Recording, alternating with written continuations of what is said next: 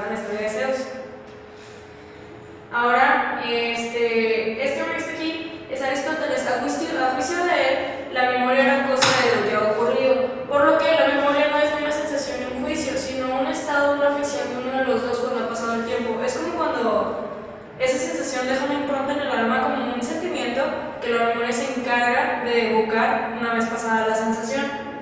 Él determinaba que la memoria no es cosa de lo venidero, porque de eso solo se tiene una expectativa, ni de lo presente, porque de eso solo se tiene una percepción, sino que la memoria es de cuestiones pasadas, de recuerdos que ya se formaron y quedan impresos en el presente como una imagen establecida, porque ya no se pueden cambiar. Él decía que por esto mismo la memoria es cosa de la imaginación del pasado. Ahora, tratando de evocar un punto un poco más cerca de nuestro tiempo, pues es un poco complicado porque la memoria siempre ha sido como estudio objeto de estudio, perdón, y pues no hay un punto fijo. Pero tenemos a Hermann Ebbinghaus, que era un psicólogo y filósofo alemán muy famoso, que fue de los principales precursores del estudio de la memoria. Él tenía una concepción acerca de la memoria correspondiente a la de un conjunto de mecanismos relacionados con el aprendizaje, la retención, la asociación y la producción del material. El problema de Ebbinghaus era que él pensaba que la memoria era como una máquina en toda la gente y para todos iba a ser igual. O sea, no ponía la sensación, no ponía el sentimiento que tenía la persona acerca de sus recuerdos. Él hizo diferentes experimentos donde él fue de hecho el objeto de estudio. Se sometió a... Él mismo creó una lista de aproximadamente 2.300 sílabas que no tenían nada que ver, no eran conocidas, ni siquiera existían, y hacía listas donde memorizaba una lista, se la memorizaba, después dejaba pasar 15 segundos y empezaba con otra lista. Así él para ver cuánto podía retener. Él decía que mientras más información, más es necesaria la repetición para memorizarlo bien. Diseñó un método de ahorro que le permitió estimar la cantidad de material retenido y según la dificultad para volver a aprenderlo, con esto pudo calcular la tasa del olvido. A esto se le llama la curva del olvido, que saca la relación entre cuánto tardas tú aproximadamente en olvidar una cosa que acabas de, no sé, a ver. Por ejemplo, cuando sales del salón de clases, al terminar lo que acabas de presenciar, aproximadamente 3 horas después, olvidas aproximadamente el 60% de lo que aprendiste dentro de tu clase. Ahora, siguiendo con el tiempo, tenemos a Frederick Charles Bartlett. Este hombre tenía un problema con lo que decía Ebbinghaus, porque él decía como que no, es que tú estás sometiendo el estudio de la memoria a algo muy, muy crítico, o sea, no estás tomando en cuenta cómo se siente la persona respecto a las memorias que tiene. Entonces él era como un poco más cognitivo. Él decía que la memoria está determinada por el conocimiento previo y se modifica conforme la experiencia inmediata. Además, para él, los recuerdos más significativos se quedaban, y defiende que el recuerdo es un proceso esquemático. Más adelante les van a explicar lo que es la teoría de los esquemas en la memoria. Ahora, Sigmund Freud, este hombre que es muy conocido, se le atribuye como el padre del psicoanálisis. Él decía que la memoria siempre va a tener, siempre va a retener.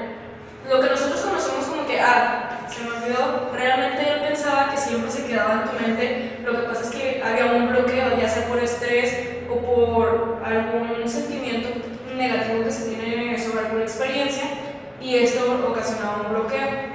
Entonces él decía que mediante la hipnosis o algún sometimiento analítico de psicología se podían desbloquear esos recuerdos, al igual que bloquearlos de nuevo. Ahora les voy a hablar sobre ideas preliminares acerca de la memoria. La memoria tiene una capacidad infinita para almacenar información. Esta mejora con su uso, y hay memorias que tienden a perderse cuando no se refuerzan. El ejercicio físico es una manera muy buena para mantener la memoria activa. También hay factores como la alimentación, que son muy importantes para preservar tu memoria. Cuando tú tienes una deficiencia de vitaminas o consumes alcohol de forma excesiva o drogas o tabaco, esto afecta tu memoria a nivel neuronal y cerebral. Existen recuerdos que modifican o transforman otros recuerdos. Cuando tú vives una situación y la almacenas en tu memoria, se queda ahí grabada. Pero si tú estás pensando constantemente en esa experiencia, tú inconscientemente vas a transformarla o deformarla porque no vas a poder recordar exactamente lo que viviste en ese momento. También cuesta más trabajo memorizar aquello que no te interesa.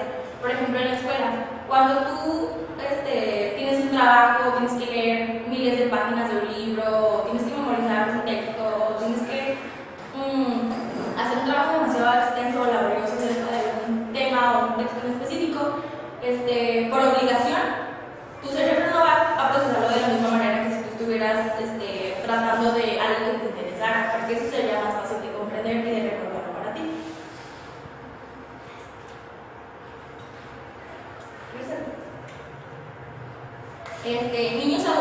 Niños y jóvenes tienden a aprender con mayor facilidad que los adultos porque eso no tienen prejuicios y al contrario de los adultos tienen entusiasmo por aprender.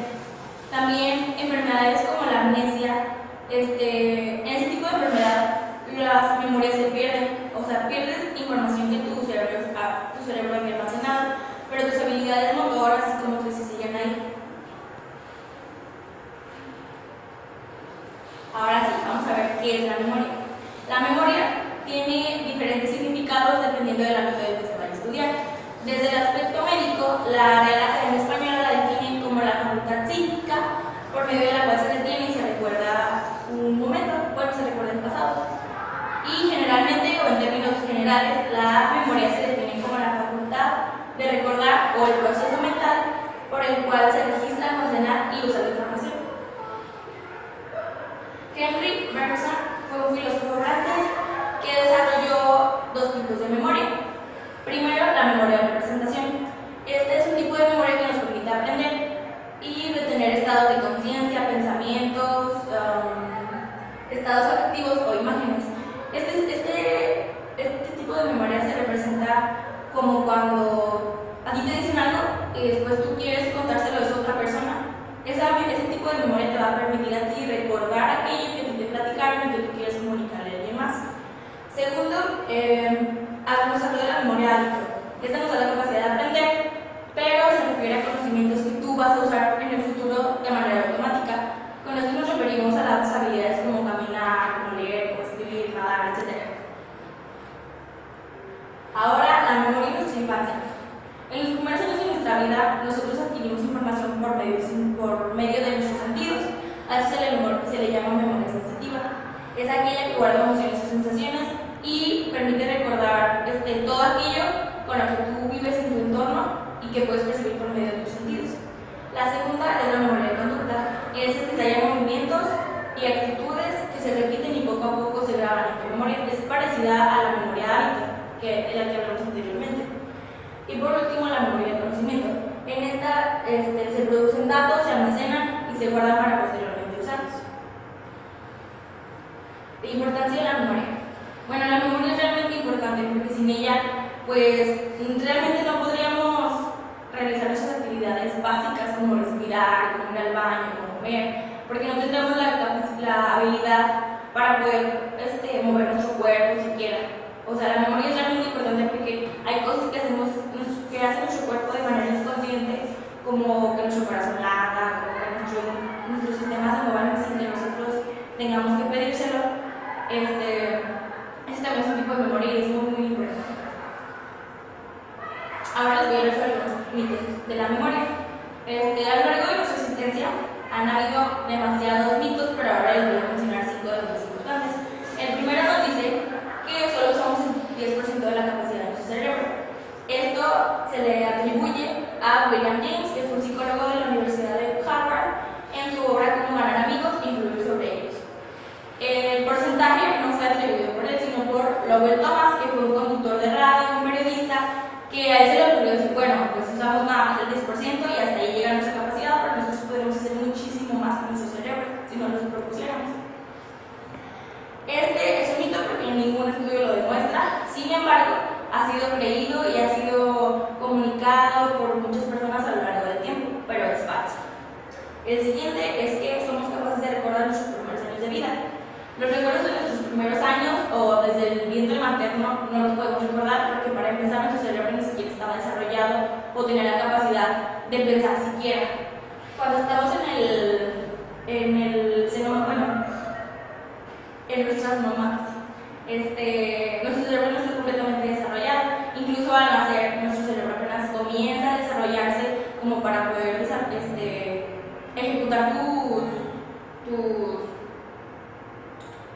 tus actividades diarias, como respirar, ya parpadear, cosas que hacías dentro de tu mamá, pero que todavía no estabas preparado para hacerlas fuera. Tu cerebro apenas comienza a trabajar.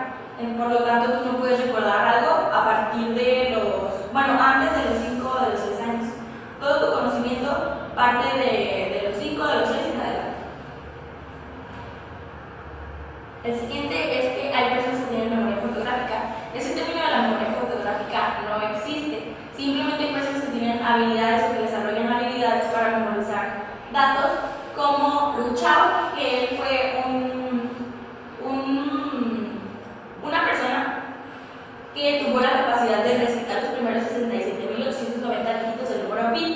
Y esto no es más que el constante ejercicio que hizo de su memoria. De hecho, hay concursos o hay competencias en las que tú tienes que probar tus habilidades de memoria, pero para esto te requieres de practicar muchísimos años y constantemente diario mantener disciplina, porque de lo contrario tu memoria no va a tener esa capacidad de retención. No hay evidencia de personas que tengan memoria exacta, solamente no existe la memoria fotográfica, pero existe la memoria idéntica. Este tipo de memoria es la que tiene la capacidad de recordar ciertas imágenes, pero no te va a poder describir exactamente la imagen como tal, sino simplemente tienes tú la habilidad de conocer ciertos patrones o ciertas figuras, ciertos objetos que tú veas. El siguiente es que la memoria actúa como una grabadora de video. Esto también es completamente falso y no hay ningún estudio que lo compruebe. Nuestra memoria nos permite grabar de manera exacta los eventos que vemos o escuchamos para poder recuperarlos después. Esto no es verdad. El proceso de recuperación de un evento es imperfecto y es lo que les comentaba anteriormente. Al recordarlo constantemente, tú vas a deformar ese recuerdo. Por lo tanto, no puedes decir que vas a tenerlo tal y como se vivió. Por ejemplo, tu percepción va a ser distinta a la de otra persona, entonces el recuerdo no se va a poder construir de forma perfecta. Y el último que les vamos a presentar es que los recuerdos traumáticos pueden ser repetidos.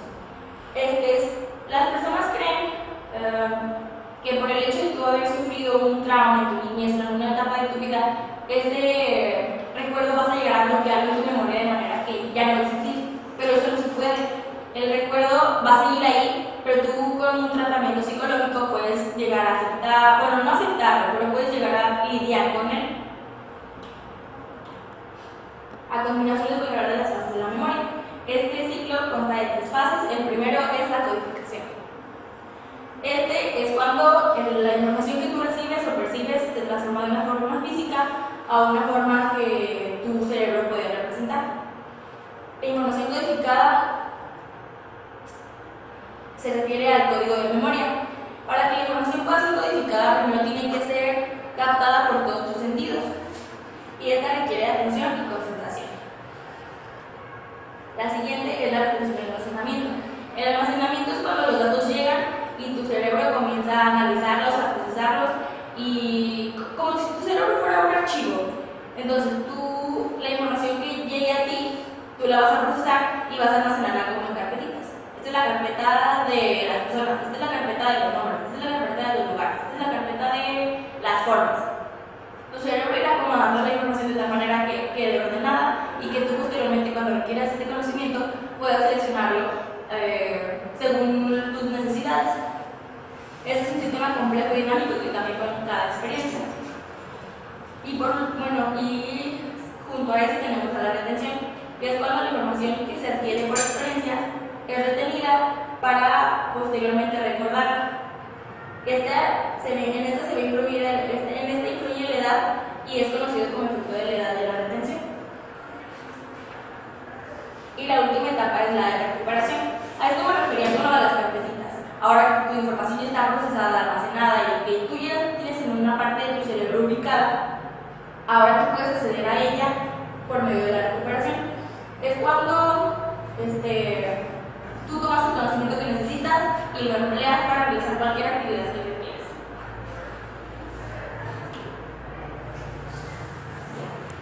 Yo soy Oliver y el día de hoy vamos a hablar sobre los tipos de memoria. La memoria a largo plazo. Este tipo de memoria involucra todas aquellas, todo lo que hemos aprendido conforme ha pasado el tiempo. Es por aquello que se llama de largo plazo. Corresponde a todo aquello que hemos aprendido a lo largo de nuestra vida, es decir, desde que nacemos hasta la parte que podemos morir. Memoria corporal. Este tipo de memoria involucra todo lo que son nuestros sentidos en cuanto al tacto. Por ejemplo, tenemos en algún momento de nuestras vidas, nosotros podemos haber ocasionado un moretón en nuestro cuerpo, a lo mejor en nuestra pierna, y no recordamos exactamente el momento en el que nosotros no lo hicimos, pero sabemos que lo tenemos. Y por alguna o extraña razón, podemos recibir un golpe en esa misma área donde tenemos el moretón. Es ahí cuando nosotros, de manera automática, podemos recordar el momento exacto en el que nos hicimos ese moretón. También otro ejemplo puede ser el caso de este niño, que cuando él es pequeño, arma distintas figurines de Lego, y lo puede seguir haciendo por muchísimo tiempo, y a lo mejor ya cuando es adulto lo deja de hacer, pero si por alguna u otra razón lo empieza o vuelve a recaer en armar figurines de Lego, sus manos se van a mover de manera automática conforme vaya poniendo pieza por pieza, va a ir reconociendo lo que él hizo hace ya bastante tiempo y lo va a hacer de manera automática. De destrezas motoras. En este caso hablamos de una memoria que tiene que ver con las habilidades, ya sea andar en bicicleta o caminar. Bien dice que andar en bicicleta pues es algo que nunca se olvida. De destrezas mentales. Esto tiene que ver mucho con lo anterior, pero en este caso nos enfocamos en actividades mentales tales como leer, sumar o incluso escribir. De imágenes. Este tipo de memoria es cuando se nos expone una imagen y nosotros, de alguna manera, reconocemos el lugar en el que fue tomada esta imagen, o incluso el ángulo o algunas características del escenario que nos presenta la imagen. Evolutiva. Para nadie sorpresa que el ser humano ha ido evolucionando de generación en generación, y en este caso, pues no es la excepción. Hace cientos de años, nosotros, las primeras poblaciones eran pequeñas y estaban en un medio cubierto de naturaleza, pero conforme hemos ido evolucionando y hemos ido adaptando nuestras necesidades, ahora ya tenemos un escenario completamente diferente a lo que era antes. Memoria explícita. Este tipo de memoria la hacemos uso cuando nosotros intentamos recordar la hora de una cita, que tenemos que ir al IMSS, o cuando tratamos de recordar algún suceso que ocurrió hace bastantes años. Memoria fáctica. Este tipo de memoria se relaciona mucho con los hechos y no tanto como algo imaginario. En este caso puse una imagen de un choque automovilístico. A lo mejor una persona que iba pasando por ahí vio el choque y esa imagen quedó tan intensa en su mente que la graba. Y en el momento en que esa persona vuelve a pasar por la misma zona donde ocurrió el accidente, esa persona va a recordar exactamente cómo fue que sucedió. La memoria genética. Para nadie es sorpresa que la genética ha ido guardando distintas memorias de acuerdo a lo que nosotros hemos vivido. Es lo que decía Darwin en su libro El origen de las especies. Como lo decía él, que en las Islas Galápagos había diferentes tipos de aves de acuerdo a la región, ya que algunas aves desarrollaban un tipo de pico más grueso para destruir la corteza y poder comer algunos frutos. Por otro lado, en otras partes de la isla había otro tipo de aves que tenían un pico un poco más suave porque no necesitaban destruir cierto tipo de corteza para su alimento. Memoria implícita. Este tipo de memoria hace referencia a todas las experiencias previas y habilidades que hemos tenido conforme ha pasado el tiempo. Tal es el caso de una persona que sabe dibujar. A lo mejor ese tipo de persona no es que se ponga a dibujar y diga, ay, ¿cómo se dibujaba esto? O sea, es una persona que ya lo tiene realmente implícito y lo hace de manera automática. Después de ver todo esto, nos surge pues, la interrogante de entonces cómo es que sucede el Alzheimer o cómo sucede la esquizofrenia, que al fin y al cabo son trastornos de la memoria. Problemas para recordar. Todos tenemos pequeños fallos en nuestra vida para poder recordar o que tenemos pequeños olvidos. Y es porque nosotros no es tanto que olvidemos o eliminemos la información que nosotros hemos retenido, sino que simplemente tenemos problemas para recuperar la información que ya hemos ido almacenando conforme ha pasado el tiempo. Y este tipo de información se almacena de una manera más especial cuando tiene sentido. Cuando carece de sentido es cuando se elimina de una manera más rápida. La amnesia. La amnesia es cuando nosotros tenemos pequeñas pérdidas de memoria o alteraciones de la información que nosotros hemos ido almacenando. También involucra lo que es la pérdida de la memoria autobiográfica, es decir, cuando el sujeto en cuestión está olvidando distintos sucesos importantes en su vida. La esquizofrenia. La esquizofrenia es un trastorno mental grave y ese se desarrolla en 3 tipos de síndromes. Pobreza psicomotriz, que acompaña a otras enfermedades muy negativas. Distorsión de la realidad, es decir, alucinaciones. Desorganización, es decir, cuando este tipo de persona empieza a realizar actividades sin algún objetivo. Deterioro de la función cognitiva. Los individuos esquizofrénicos sufren un deterioro cuando se les pide que brinden detalles acerca de su vida o de algún suceso que ya sucedió en su vida, valga la redundancia. Es cuando se pone en evidencia un déficit general en su reconocimiento y otro específico cuando se les pide que recuerden detalles de este mismo. El Alzheimer. El Alzheimer es una enfermedad que ataca las células nerviosas del cerebro. En este ejemplo les pongo la imagen de un cerebro un cerebro normal prácticamente, donde tenemos una corteza cerebral,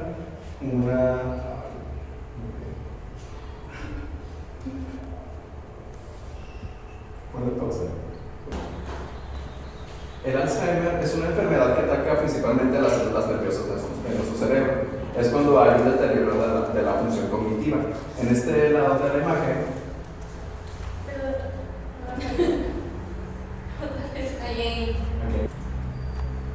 el Alzheimer es una enfermedad que ataca principalmente a las células nerviosas. El Alzheimer es una enfermedad que ataca principalmente a las células nerviosas de nuestro cerebro. En este lado de la imagen tenemos lo que viene siendo un cerebro sano, prácticamente, su corteza cerebral, su hipocampo y su corteza entorredial. Pero del otro lado de la imagen tenemos un cerebro con Alzheimer que principalmente se caracteriza por tener una contracción extrema de la corteza cerebral, una contracción en el hipocampo y una dilatación grave en los ventrículos. Después de haber visto este tipo de trastornos, nos surge la interrogante de cómo es que podemos mejorar nuestra memoria.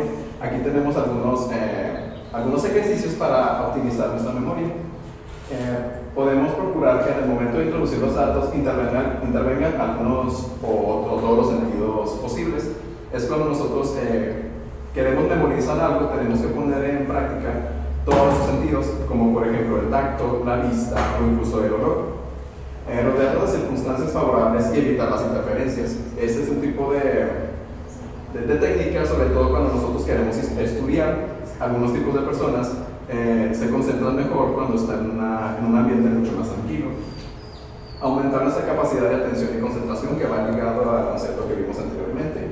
Intentar entender bien lo que entendemos, lo que pretendemos memorizar. Como ya habíamos mencionado en las primeras diapositivas, la información se entiende más cuando tiene sentido para nosotros. Intentar asociar la información que tenemos con imágenes para que de alguna manera nosotros podamos recordar la información de una manera mucho más fácil. Comprobar periódicamente nuestra capacidad de recordar, por supuesto, y estimular la memoria todos los días. Esto puede ser ya sea leyendo un libro o leyendo las noticias en algún periódico. Vamos a hablar ahora de lo que es la memoria significativa y su comprensión. En la década de los 70 aproximadamente, la gente observaba la memoria como un conjunto de datos, es decir, como un racimo de uvas. ellos hacían esquemas en los que escribían cosas de acuerdo a niveles jerárquicos. Por ejemplo, el ser humano. El ser humano es un animal. Los animales hay vertebrados e invertebrados. Y de esos niveles se van estableciendo más los vertebrados, tipos de animales vertebrados, especies y subespecies. Esa era la idea que tenían antes. Este es un ejemplo, por ejemplo, los estímulos. Los estímulos, pues hay auditivos, visuales. Son órganos sensitivos que tienen percepción, sentido de memoria. Ellos hacían estos tipos de diagramas para entender la memoria un poquito más. Y incluso se tenían algunas metáforas de lo que era la memoria. Por ejemplo, la gente asociaba una excavación con niveles superficiales, profundos. Una casa con áreas, secciones, cuartos y rincones. Una computadora donde se introduce o almacena información. Un diccionario, un libro que se recurre en busca de información. Y una grabación, se solía decir como se me borró el cassette cuando se olvida algo. Pero también en lo que viene acerca de la comprensión, nosotros entendemos la memoria como también mucha información psicológica, es decir, muchas de las percepciones que uno como humano tiene acerca de la memoria son psicológicas, pero como son temas muy extensos, pues no los vamos a abarcar dentro de nuestra presentación. Después, ahora vamos a explicar lo que son las mnemotecnias. Las mnemotecnias, en un amplio sentido, se puede decir que son el conjunto de dinámicas o todo aquello que nos ayuda a recordar una cosa. Por ejemplo, cambiarse un anillo de dedo, o aquello de hacer un nudo en el pañuelo cuando era costumbre llevar en el bolsillo un pañuelo de tela que podría considerarse que era para recordar que teníamos algo pendiente. Ahorita vamos a establecer más ejemplos. ¿Para qué sirven las mnemotecnias? Bueno, ya explicamos un poquito de que son técnicas para aprender cosas de una mejor manera, para recordar. Entonces, ¿para qué sirven? Pues para eso, para ser más rápido y eficaz al momento de tener que memorizar algo. Con las técnicas de memorización se puede intentar compensar una memoria débil. Es decir, las personas que tienen mejor memoria no quiere decir que sean más listas que nosotros. Quiere decir que esas personas son personas que saben hacer el uso de las mnemotecnias para hacer que su memoria sea más ágil. ¿En qué consisten? Bueno, pues consisten en técnicas o métodos para asociar contenidos o relacionar contenidos con objetos, cosas, a significados o conceptos. Por ejemplo, otro ejemplo que les voy a poner es este. Una persona, cuando quiere saber el número de días que tiene un año, mucha gente lo que hace es cerrar su puño y empezar a contar desde el dedo índice hacia la izquierda, bueno, o hacia la derecha, y contar en los nudillos un mes. Por ejemplo, mi primer nudillo del dedo índice sería enero. Después este pocito entre mi dedo índice y medio sería febrero. Después sigue marzo, abril, mayo, junio, julio sería mi último nudillo del dedo meñique. Y cada mes, en cada nudillo representa un mes con 31 días. Y en cada pocillo representa un mes con menos de 30 días. Eso lo hace la gente como para recordar que es qué meses tienen 31 días y qué meses tienen menos de 31. Aquí hay unos más ejemplos. Por ejemplo, los acrósticos o acrónimos.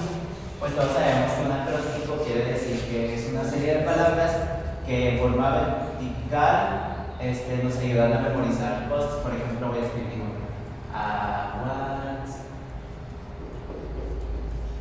Y si me llegan a pedir una tarea que requiera que me aprenda conceptos básicos, no sé, sobre acerca de matemáticas, pues yo puedo poner álgebra. Y así sucesivamente con cada una de las iniciales de mi nombre, para hacer que ese contenido que me requiera pedir, pues sea más fácil de aprender. Otro ejemplo es agrupar, clasificar o dividir un gran número de datos. Aquí entra más como, por ejemplo, cuando tenemos que hacer una tarea muy extensa acerca de conceptos. Por ejemplo, en matemáticas estamos viendo qué son las funciones. Entonces, los tipos de funciones los podemos agrupar, clasificar o dividir. Asociaciones o relaciones, para aprender, memorizar o cualquier cosa. Puedo yo asociar objetos con cosas que me tenga que recordar. Por ejemplo, puedo relacionar la silla con que me tengo que sentar. un lápiz con que tengo que escribir, mis lentes con que tengo que ver, mi reloj con el tiempo, tengo que estar al pendiente de la hora. Esos son conceptos algo así sencillos. Y también nos dice que la mejor memoria siempre es anotar. Uno como persona a lo mejor las memotecnias suelen resultar un poco complicadas, ya que resultan de un proceso de tener que aprender una técnica o cierto método para realizar una mnemotecnia. Entonces la gente piensa que la mejor memoria siempre es anotar todo. Por ejemplo, hay personas que siempre llevan agenda, que siempre están tomando notas, o que tienen calendarizados asuntos que los ayudan a tener mejor orden en su día, su semana y su mes. Les voy a explicar también otros ejemplos que pues no están implícitos aquí, pero por ejemplo tenemos la rima y el ritmo y la rima. En muchas instituciones como la iglesia solían usar la rima y el ritmo como una mnemotecnia para que la gente pudiera entender la doctrina de Cristo. Y eso es algo muy importante porque podemos ver que desde hace mucho tiempo la gente usaba las mnemotecnias. Y bueno, también están los discursos propios. Si una persona necesita hacer un discurso, tiene que llevar unos pasos. Por ejemplo, el primero sería hacer mapas mentales acerca de lo que se va a hacer. El segundo sería hacer esquemas como para ubicarte en el tema. Después practicar acerca de cómo vas a llevar a cabo tu presentación. Después hacer resúmenes. Hacer resúmenes suele resultar a veces muy tedioso, pero es un muy buen método para memorizar cosas y tratar de conservar la calma. Uno cuando siempre va a hacer una presentación o una oratoria, pues siempre es necesario estar como que calmado. Y también memorizar personas. Un método pues muy sencillo como mnemotecnia puede ser memorizar personas. A lo mejor esa persona tiene tal trabajo, viste siempre de tal color, siempre usa tales zapatos, y es muy fácil asociar cada aspecto de la persona para poder recordarla más fácil.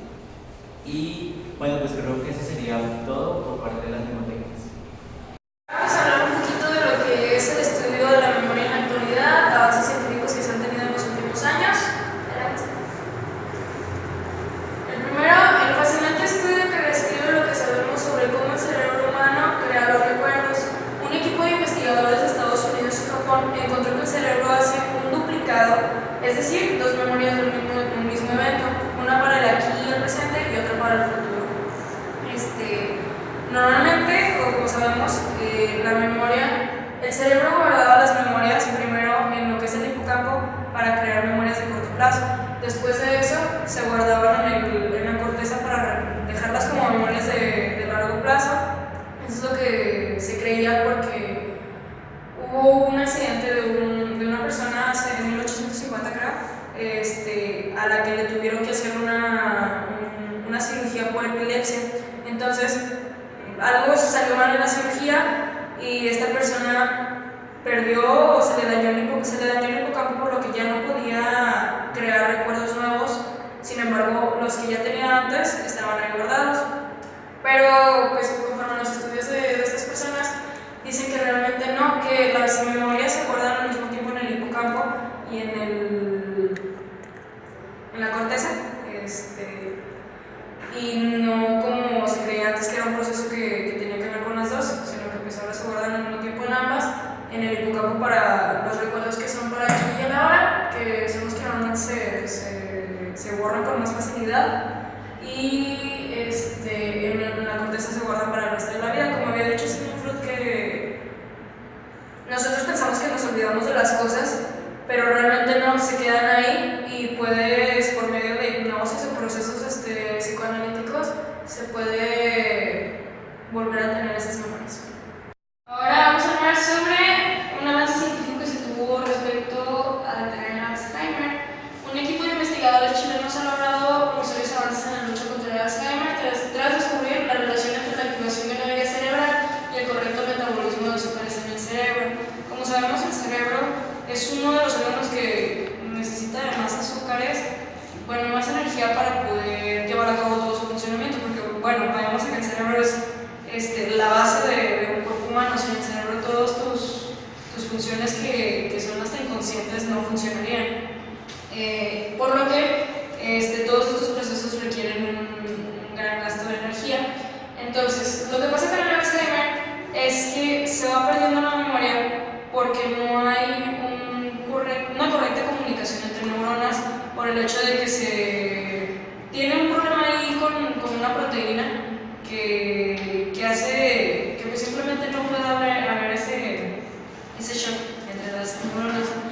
Entonces se busca la activación de una vía cerebral que se llama la WNT, que hace que el ATP llegue de la manera correcta al cerebro y pueda pues deshacerse de esa proteína que no permite el funcionamiento de las neuronas, ya que se distrofia la memoria. Y aquí tenemos las referencias de toda nuestra información. ¿Qué más? Y esto sería todo por nuestra parte. Muchas gracias por su atención.